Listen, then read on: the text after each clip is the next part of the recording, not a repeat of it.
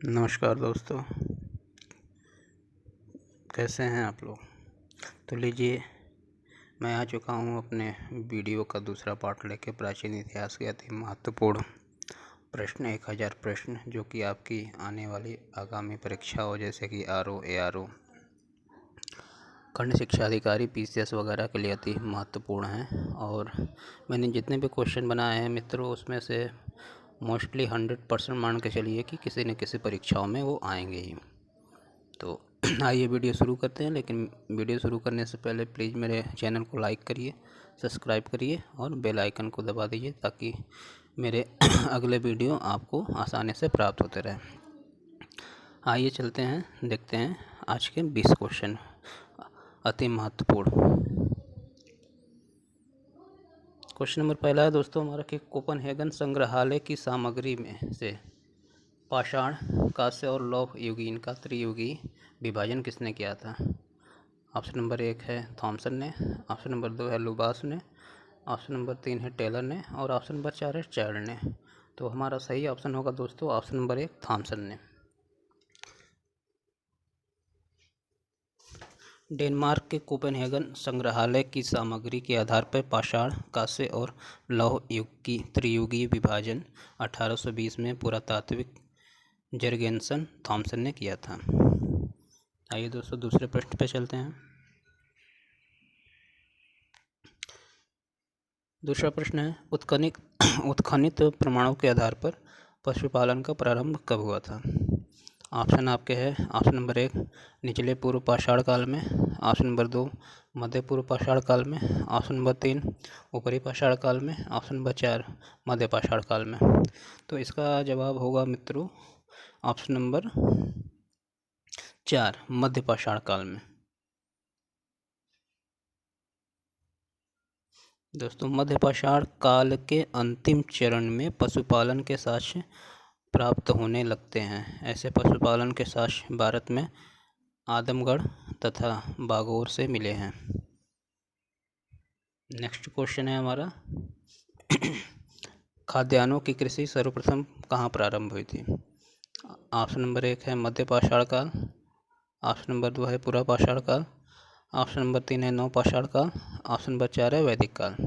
तो खाद्यान्नों की जो कृषि है वो सर्वप्रथम नव पाषाण काल में प्रारंभ हुआ था, यानी कि ऑप्शन नंबर 3 हमारा सही है।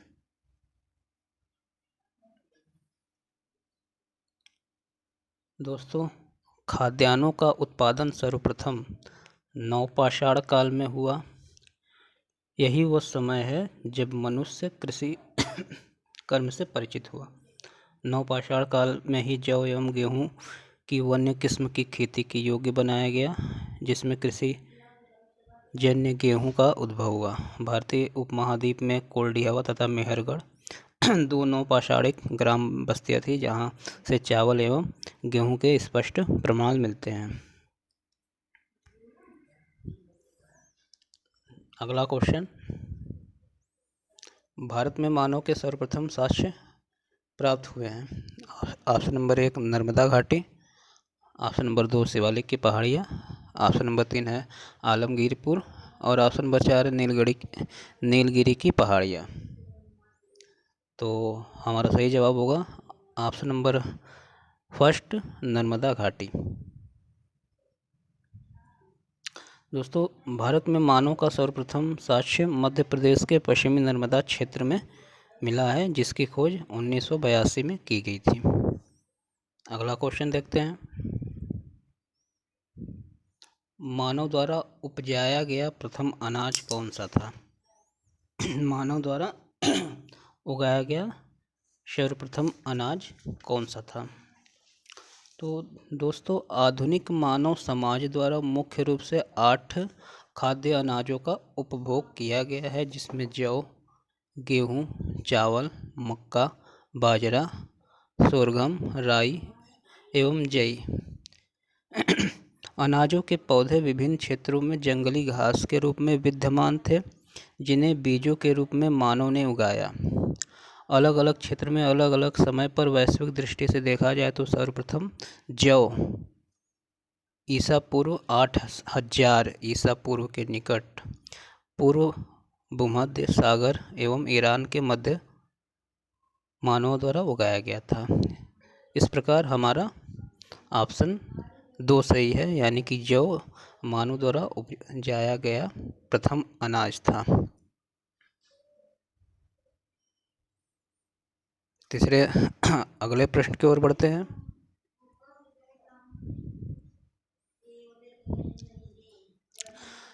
प्रश्न नंबर 6, भारतीय उपमहाद्वीप में कृषि के प्राचीनतम साक्ष्य कहाँ से प्राप्त हुए हैं? ऑप्शन नंबर 1 है लौरादेव, ऑप्शन नंबर 2 है कोल्डी हवा, ऑप्शन नंबर 3 है मेहरगढ़, ऑप्शन नंबर 4 है लोथल। तो हमारा सही जवाब होगा मित्रों ऑप्शन नंबर 1 लौरादेव। तो मित्रों, नवीनतम खोजों के आधार पर भारतीय उपमहाद्वीप में प्राचीनतम कृषि साक्ष्य वाला स्थल उत्तर प्रदेश के संत कबीर नगर जिले में स्थित लौरादेव है। यहाँ से 8000 से 9000 ईसा पूर्व के मध्य चावल के साक्ष्य प्राप्त हुए हैं।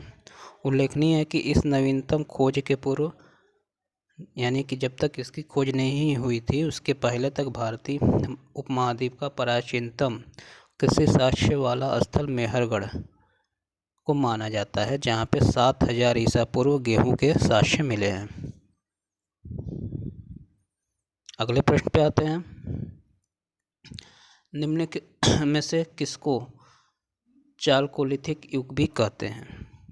ऑप्शन आपके सामने है। ऑप्शन नंबर 1 पुरा पाषाण काल, ऑप्शन नंबर 2 मध्य पाषाण काल, ऑप्शन नंबर 3 है नव पाषाण काल और ऑप्शन नंबर 4 है ताम्र पाषाण काल। तो इसका आंसर आई होप सबको पता होगा। इसका आंसर होगा प्रश्न नंबर 4 ताम्र पाषाण काल। तो दोस्तों, ताम्र पाषाण युग को चालकोलिथिक युग भी कहते हैं, यानी कि जिन संस्कृतियों में तांबे के औजारों के साथ साथ पत्थरों के औजारों का भी प्रचलन था, उसको हम लोग ताम्र पाषाणिक संस्कृति कहते हैं। चलिए अगले प्रश्न की ओर बढ़ते हैं। नवदा टोली ताम्र पाषाण स्थल किस राज्य में स्थित है? पहला ऑप्शन है आपका मध्य प्रदेश, दूसरा ऑप्शन है उत्तर प्रदेश, तीसरा ऑप्शन है महाराष्ट्र और चौथा ऑप्शन है आपका पंजाब। तो इसका सही जवाब होगा मित्रों ऑप्शन नंबर 1 मध्य प्रदेश, यानी कि जो मध्य प्रदेश है नवदा टोली वो मध्य प्रदेश का एक महत्वपूर्ण ताम्र पाषाणिक पुरा स्थल है, जो कि इंदौर के निकट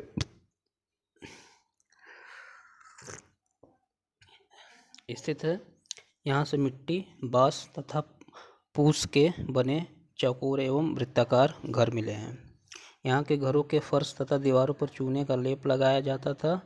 यहाँ के मूल मृदभांड लाल काले रंग के हैं, जिन पर ज्यामितीय आरेख उत्कीर्ण हैं। और यहाँ की मुख्य फसलें गेहूँ, अलसी, मसूर, काला चना, हरी मटर, खेसरी तथा चावल हैं। नवदा टोली का उत्खनन दक्कन कॉलेज पूना के प्रोफेसर HD सांकलिया ने कराया था। यह स्थल इस महाद्वीप का सबसे विस्तृत उत्खनित ताम्र पाषाणिक ग्राम स्थल है, जिसकी तिथि 1600 से 1300 ईसा पूर्व के बीच मानी गई है। अगले प्रश्न पे हम लोग चलते हैं। महापाषाण स्मारक को की पहचान की गई है। ऑप्शन नंबर 1 है सन्यासी गुफाओं के रूप में, ऑप्शन नंबर 2 है मंदिरों के रूप में, ऑप्शन नंबर 3 है मृतकों को दफनाने के स्थान के रूप में, ऑप्शन नंबर 4 है भंडारण के रूप में। तो इसका सही जवाब है मित्रों ऑप्शन नंबर 3 मृतक को दफनाने के स्थान के रूप में। मित्रों, नवपाषाण युगीन दक्षिण भारत में शवों को विभिन्न प्रकार की समाधियों में दफनाने की परंपरा रही है। इन समाधियों को, जो विशाल पाषाण खंडों से निर्मित है, को बृहत पाषाण या महापाषाण स्मारक के रूप में जाना जाता है। चलिए दोस्तों अगले प्रश्न पे, जो कि प्रश्न नंबर 10 है। भीमबेटका प्रसिद्ध है, किस लिए प्रसिद्ध है? पहला ऑप्शन है बौद्ध प्रतिमा के लिए, दूसरा ऑप्शन है हिंदू धर्म के लिए, तीसरा ऑप्शन है गुफा शैल चित्र के लिए, चौथा ऑप्शन है खनिज के लिए। तो इसका सही जवाब होगा मित्रों कि जो भीमबेटका है वो गुफा शैल चित्रों के लिए फेमस है। शैल चित्रों का मतलब है दोस्तों कि गुफाओं के चित्रों पर वहाँ के आदि मानवों द्वारा विभिन्न प्रकार के चित्र बनाए गए हैं, जिसको कि गुफा शैल चित्र के नाम से जाना जाता है। भीमबेटका जो है यह भोपाल से, मध्य प्रदेश के भोपाल से 45 किलोमीटर पश्चिम में स्थित है। यूनेस्को ने भीमबेटका शैल चित्र को विश्व विरासत की सूची में शामिल किया है और इसकी गुफाओं में विभिन्न प्रकार के जीव जंतुओं के चित्र उकेरे गए हैं।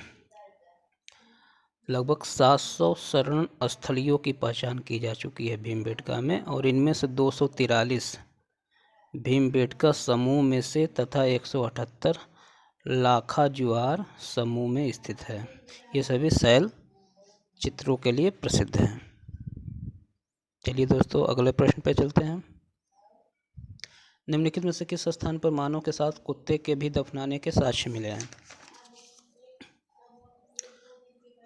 ऑप्शन नंबर 1 है बुर्जहोम, ऑप्शन नंबर 2 है लोथल, ऑप्शन नंबर 3 है रंगपुर और ऑप्शन नंबर 4 है कालीबंगा।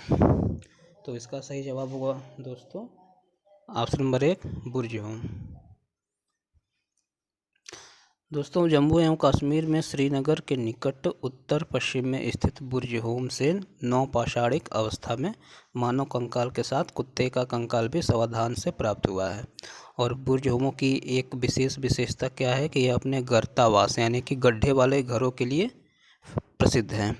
इन पुरास्थल की खोज 1935 में डी टेरा एवं पीटरसन ने की थी। इसी में जो 3 अन्य ऑप्शन है उसके बारे में भी मैं आपको बता दूं कि जो लोथल है यह गुजरात के भोगवा नदी के तट पर स्थित है, जो कि एक बंदरगाह भी था और इसका संबंध सिंधु घाटी सभ्यता से था। रंगपुर जो आपका है ये भी गुजरात में स्थित था और यह भी एक सिंधु घाटी सभ्यता से संबंधित शहर है। कालीबंगा आपका राजस्थान के गंगानगर जिले में स्थित है और ये भी एक सिंधु घाटी सभ्यता से संबंधित शहर है। अगले क्वेश्चन पे चलते हैं हम लोग। हड़प्पा निम्न में से किस सभ्यता के से संबंध है? हड़प्पा निम्न में से किस सभ्यता से संबंध यानी कि किस सभ्यता से इसका संबंध है? वैदिक सभ्यता, दूसरा ऑप्शन है सुमेरियन सभ्यता, तीसरा ऑप्शन है सिंधु घाटी सभ्यता और चौथा ऑप्शन है आपका मेसोपोटामिया सभ्यता। तो हमारा सही जवाब है इसका ऑप्शन नंबर 3 सिंधु घाटी सभ्यता, यानी कि हड़प्पा जो है सिंधु घाटी सभ्यता से संबंधित है। वैदिक सभ्यता मित्रों सिंधु घाटी सभ्यता के पश्चात की सभ्यता है। सुमेरियन सभ्यता और मेसोपोटामिया सभ्यता जो है वो ईरान और के आसपास, सीरिया और ईरान के आसपास, इराक, ईरान, सीरिया के आसपास जो दजला और फरात नदियों के मध्य में जो संस्कृति पनपी उसको मेसोपोटामिया की संस्कृति के नाम से जाना जाता है और सुमेरियन सभ्यता इसी का एक भाग है, मेसोपोटामिया का ही।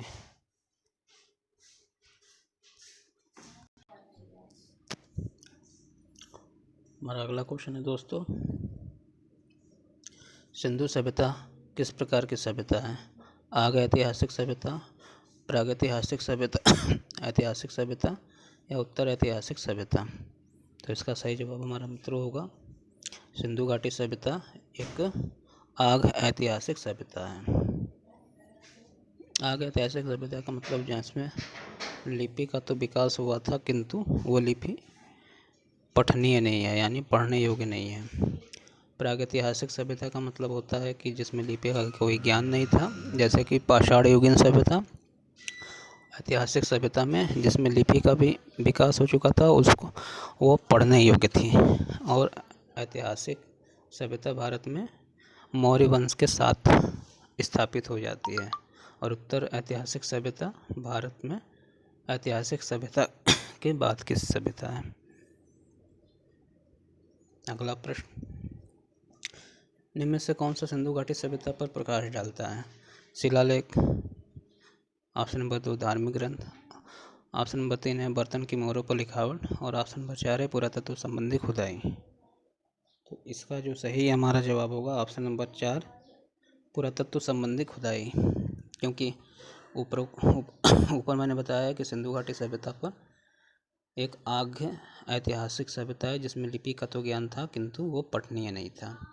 तो इसलिए जो सिंधु घाटी सभ्यता के विषय में जानने का मुख्य स्रोत है वो पुरातत्व संबंधी खुदाई है, जैसे कि उस समय के बर्तन, औजार और अन्य प्रकार के जो खुदाई स्थल से चीज़ें प्राप्त हुई हैं उसके आधार पर सिंधु घाटी सभ्यता के बारे में जानकारी मिलती है।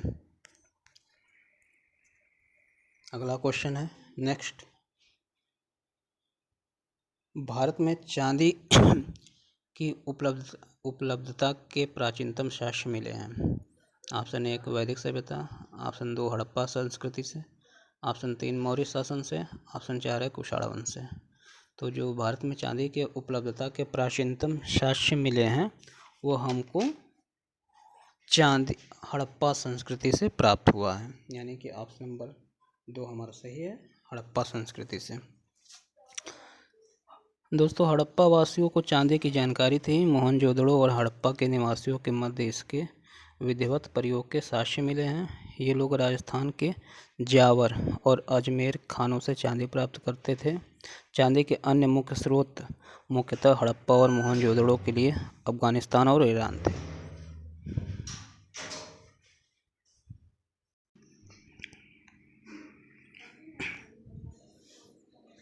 अगला प्रश्न 15वां, निम्न में से किस पशु का चित्र हड़प्पा संस्कृति में पाई गई मोहरों और टेराकोटा कलाकृतियों पर निरूपित नहीं है? ऑप्शन नंबर 1 है हाथी, ऑप्शन नंबर 2 है शेर, ऑप्शन नंबर 3 है हिरन और ऑप्शन नंबर 4 है गाय। तो इसका सही जवाब होगा दोस्तों ऑप्शन नंबर 4 गाय।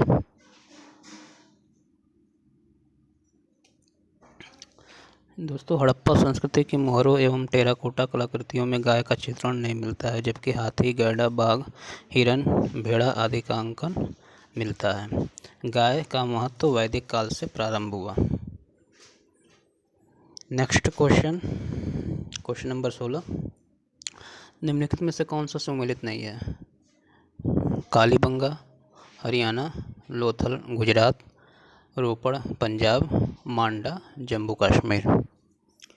तो मांडा का जम्मू कश्मीर से सही है, रोपड़ पंजाब से सही है, लोथल भी गुजरात में स्थित है। कालीबंगा का संबंध दोस्तों राजस्थान से है, ना कि हरियाणा से। तो हमारा ऑप्शन कौन सा सही है? Option number 1 Kalibanga Haryana. ये गलत है। कालीबंगा कहाँ है दोस्तों? हरियाणा में, सॉरी, कालीबंगा कहाँ है? राजस्थान में। तो अगले क्वेश्चन पे हम लोग चलते हैं। क्वेश्चन नंबर 17, निम्नलिखित हड़प्पाकालीन स्थलों में से किस स्थल में नालियों के लिए लकड़ी का प्रयोग होता था? अति इम्पोर्टेंट प्रश्न है दोस्तों। तो जो कालीबंगा था वहाँ नालियाँ बनाने के लिए लकड़ी का प्रयोग होता था, यानी ऑप्शन नंबर 1 हम लोग का सही है। और आलमगीरपुर के बारे में आप लोग जानते हैं कि उत्तर प्रदेश में हिंडन नदी के किनारे स्थित है। लोथल के बारे में आप लोग जान ही गए हैं कि लोथल गुजरात में स्थित है। और जो आपका राखीगढ़ी है, राखीगढ़ी हरियाणा में स्थित है। तो हमारा सही जवाब होगा कालीबंगा। नेक्स्ट प्रश्न पे हम लोग चलते हैं। अगला प्रश्न है दोस्तों कि हड़प्पा संस्कृति के विनाश के लिए किसने आर्य आक्रमण को जिम्मेदार बताया था? तो दोस्तों इसका सही जवाब होगा ऑप्शन नंबर 2 मार्टिमर व्हीलर ने। अगले प्रश्न पे चलते हैं हम लोग। इनाम गांव प्रमुख पूरा स्थल है। तो जो इनाम गांव कहाँ का प्रमुख पूरा स्थल है? ऑप्शन नंबर 1 है जोरवे संस्कृति, ऑप्शन नंबर 2 है कायथा संस्कृति, ऑप्शन नंबर 3 है आहड़ संस्कृति और ऑप्शन नंबर 4 है रंगपुर संस्कृति। तो जो इनाम गांव है वो जोरवे संस्कृति का प्रमुख पूरा स्थल है, यानी कि ऑप्शन नंबर 1 हम लोग का सही होगा, जोरवे संस्कृति। जोरवे संस्कृति मित्रों महाराष्ट्र के अहमदनगर जिले से प्राप्त हुई है, जो कि एक ताम्रकालीन संस्कृति है। कायथा संस्कृति मध्य प्रदेश के उज्जैन जिले के निकट स्थित एक पुरा स्थल है और यह चंबल की सहायक नदी काली सिंध के किनारे स्थित है। जबकि आहड़ संस्कृति का संबंध राजस्थान के मेवाड़ से है। अगले और लास्ट क्वेश्चन की ओर चलते हैं। गोदीवाड़ा के साक्ष्य निम्न में से कहाँ से प्राप्त हुए हैं? तो इसका सही जवाब है दोस्तों लोथल। ऑप्शन नंबर 3 लोथल, यानी कि लोथल से हमारा गोदीवाड़ा के साक्ष्य प्राप्त हुए हैं। तो चलिए दोस्तों, आज के रहे ये अति महत्वपूर्ण 20 क्वेश्चन की अगली सीरीज लेके मैं जल्द ही आपके पास आऊँगा। तब तक के लिए नमस्कार। और वीडियो पसंद आया हो तो इसको प्लीज़ लाइक करिए और सब्सक्राइब करना ना भूलें। धन्यवाद।